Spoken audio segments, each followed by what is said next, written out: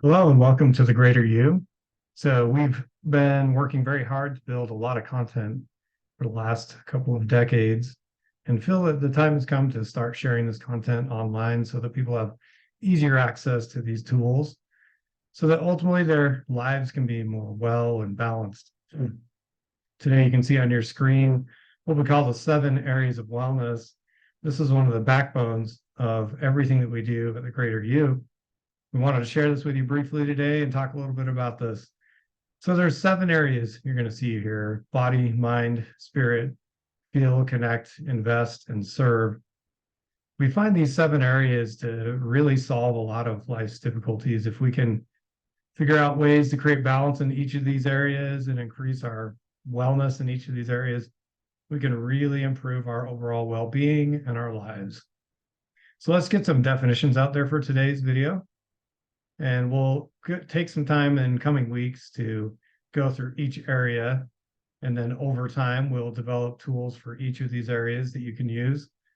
And then, of course, at any point, you can subscribe to our channel and follow us. We'll give you more information.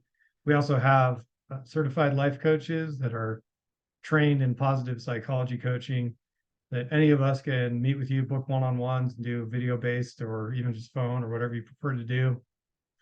We've got coaches on both coasts of the US, and we're pretty handy with the computer. So you can meet with any of us and we can take you through the journey of developing your wellness. So let's take a look at this. So what you're seeing here is a tool that we use with our clients to help them figure out how well they're doing in their areas of wellness. On the left there, you see body, and it goes across over to serve. And then on the very far left, you'll see numbers 1 through 10. We like to have people rank just the self-report. How do you feel you're doing in this particular area of wellness? Rated on a scale of 1 to 10, put a mark in each column, and then you can draw a rope between and get a nice picture of what your wellness looks like overall. So body is your physical body. What are we doing to keep our bodies healthy? Nutrition, rest, exercise, taking care of our bodies in a way to keep it as free from disease as possible. If we do have chronic illnesses, being able to manage those appropriately. The mind category is all about your thinking. It is connected with emotion and connected with these other areas. But mind, we're looking at your mental health, we're looking at your mind health, we're looking at your thought health. What's the quality of your thought environment in your mind? And also the other part of the mind is what are you doing to feed your mind and help your mind grow and build intellectual stimulation and gain knowledge base. So there's a lot of areas on mind that we'd like to talk about, and that comes up quite a bit in our coaching with people. Very important category. A lot of people struggle with really negative thought environments, and we have a ton of tools that we built over the years to help people retrain their mind and get a better thought environment. Spirit is an interesting category. It's a category that really you get to define, but we find that some sort of belief, some sort of moral code, some sort of even religious experience or faith or spiritual experience or part of a person's life is really helpful. Plenty of research to back up that people that have kind of a belief system and lean into it and engage it, it improves their overall well-being. So it's definitely an important area for us. And it can be all kinds of things, whether it's taking a walk in the woods or going to your local church.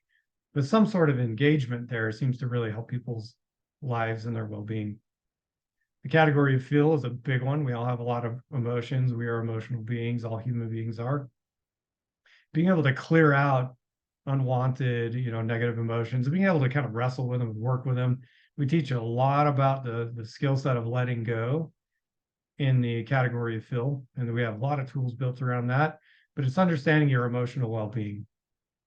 The connection category is massive. We are social creatures as well, right? Human beings, we need friends, family, and we need good connections at work. We need connections with the people that we live near in our communities and so forth. So connection is huge.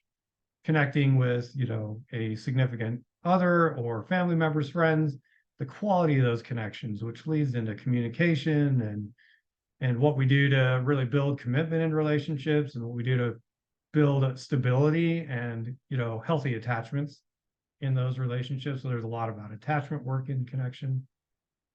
Connection can also, it can have small, one-on-one type of significance, or it can be like community based.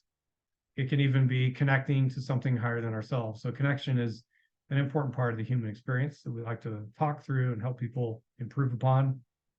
The invest category is your financial well-being, huge category, very important for people. What are we doing to invest in our futures, manage the wealth that we do have enough money saved away for a rainy day, learn how to give and live generously. The hoarding and holding and white knuckling that we see people, especially in times when the economy is a little down, people can get really fear-based there, and we want to help people move away from that fear and help break out of that. And our coaches are great at helping people make plans around their own finances and things that can help them in that area from a coaching standpoint.